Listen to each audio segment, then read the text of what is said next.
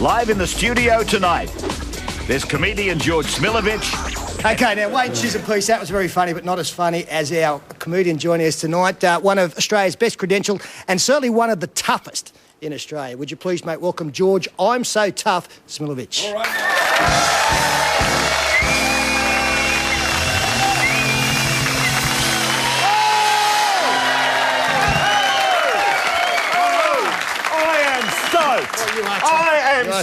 I am stoked. But I'll tell you what, I'm not tough, mate. I just can't stand up here and bullshit to you people.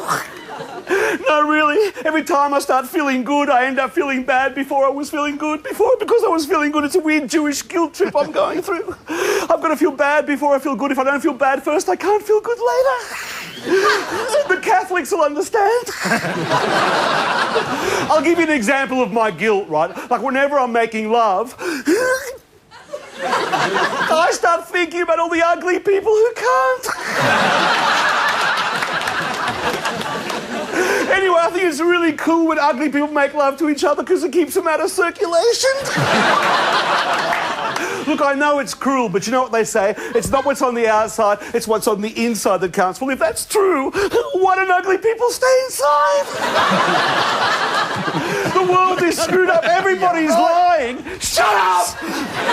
Everybody's lying. The whole world's about spin. If Hitler was still alive, he'd be on Dancing with the Stars. Saddam Hussein is really Cat Stevens. Yasser Arafat is really Ringo Starr with a tea towel on his head. Danny DeVito is really Robert De Niro after being hit by a lift. John Howard is really Mr. Sheen. Kevin Rudd is an anorexic Teletubby. The world is screwed up. I'm telling you, the world is screwed up. Half the people in the world are starving. The other half are on a diet. Why don't they just swap? And everybody would be happy, right? The other night I went to this restaurant. The waitress walks over to me. She says, "What would you like to drink?" I said, "Nothing." So she brought me an empty glass. Then I had to pay for it. I'm looking through the menu. It says roast lamb resting on a bed of rice. Resting. This lamb wasn't dead, it was sleeping. I sat there and looked at it. The waiter says, "There's something wrong with your food." I said, "No, I'm just waiting for it to wake up." I think it's really impolite to eat someone while they're asleep. Unless you're really in love.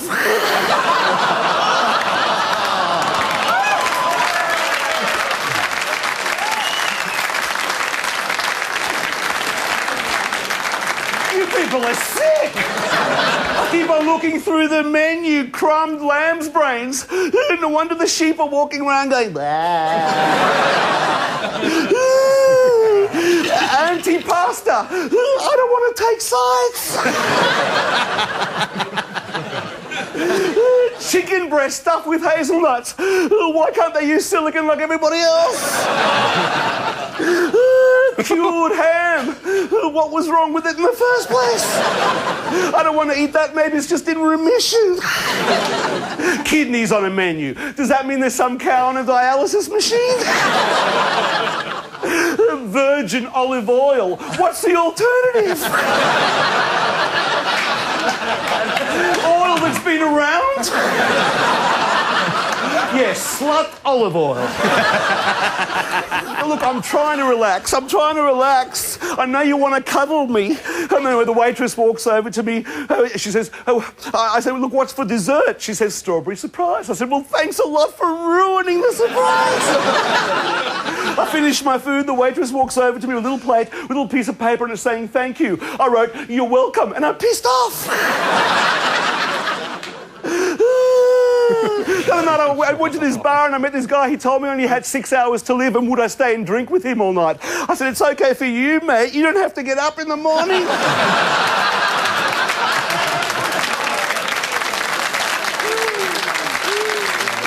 I mean, really, wouldn't you be pissed off if you're on death row and they brought in daylight saving? I gotta go. Bye-bye. Thank you.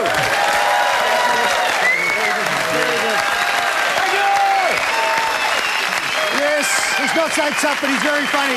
And he's part of the legends of Australian comedy, South Juniors, Canterbury Hurst RSL, Wenny Leagues, Rooshby Workers and Cronulla Sharks. They're the venues to go and see all the guys in action, and he is very, very funny. He cheered me up, and I'll probably be sad again in a moment. But George is back. George is back.